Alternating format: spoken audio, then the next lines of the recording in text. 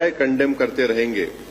मैं अभी आपको बोला कि प्रोटेस्ट होना और पीसफुल होना, किसी भी किस्म का वायलेंस जो होगा वो कंडेमनेबल है। वायलेंस नहीं होना चाहिए, पीसफुल प्रोटेस्ट होना चाहिए।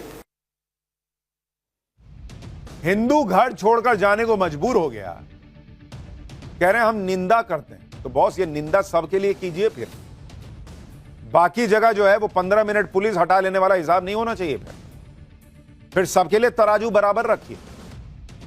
बंगाल में हिंदुओं पर हो रहे हमलों पर पूरा इकोसिस्टम सन्न हो गया है, सुन्न पड़ गया है। इन लोगों के मुंह से आवाज नहीं निकल रही। क्यों? क्योंकि जो भीड़ हमला कर रही थी वो इनका वोट बैंक है, मुसलमान है वो। अगर वो गलत कर रहा है तो गलत नहीं बोल सकते हो आप। लेकिन हिंदुओं के हक की आवाज उठाने वाले बागेश्वर बाबा मुर्शिदाबाद में हिंदू पलायन पर भड़के हुए हैं। बागेश्वर बाबा ने चिंता जताई कि अगर ऐसा ही चलता रहा तो दूसरे राज्यों से भी हिंदुओं को भागने पर मजबूर होना पड़ेगा। सुनिए एक बार।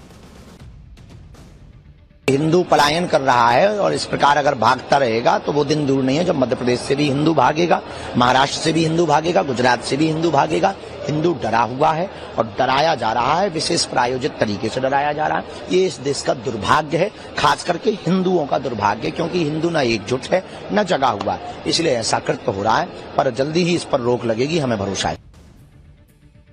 वक्फ बिल के खिलाफ जिस तरह से हंगामा किया जा रहा है वो सीधे सीधे सीएए और एनआरसी के खिलाफ वाले प्रोटेस्ट जैसा ही दिख रहा है। सीए एनआरसी के खिलाफ भी जमकर छाती पीटी गई थी। कहा गया था कि मुसलमानों के हाथ के साथ ये हो जाएगा, वो हो जाएगा, लेकिन आज तक कुछ नहीं हुआ। ठीक वैसे ही वक्फ बिल के खिलाफ भड़काया जा रहा है, वक्फ कानून के खिलाफ भड़काया जा रहा है कि मुसलमानों की संपत्ति छीन ली जाएगी, कब्रिस्तान और मस्जिदें ले ली जाएंगी। जबकि पीएम मोदी लगातार कह रहे हैं कि वक्फ कानून से मुसलमानों पर कोई असर नहीं पड़ना। कागज दिखाओ, बताओ कि हां भाई हमने वक्फ किया है, कुछ नहीं होगा।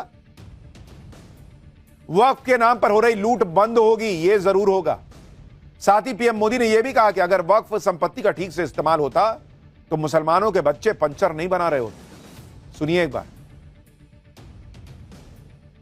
आज ईमानदारी से उसका उपयोग हुआ होता तो मेरे मुसलमान नौजवानों को साइकिल के पंक्चर बना करके जिंदगी नहीं गुजारनी पड़ती। लेकिन इससे मुट्ठी भर भू माफिया का कोई भला हुआ। सैकड़ों विधवा मुस्लिम महिलाओं ने भारत सरकार को चिट्ठी लिखी, तब जाके कानून की चर्चा आई है। देश के प्रधानमंत्री की बात पर प्रदर्शनकारियों को भरोसा नहीं है, बल्कि उन लोगों के बहकावे में आ रहे हैं जिन्होंने सालों से मुसलमानों को डराकर अपनी पॉलिटिक्स।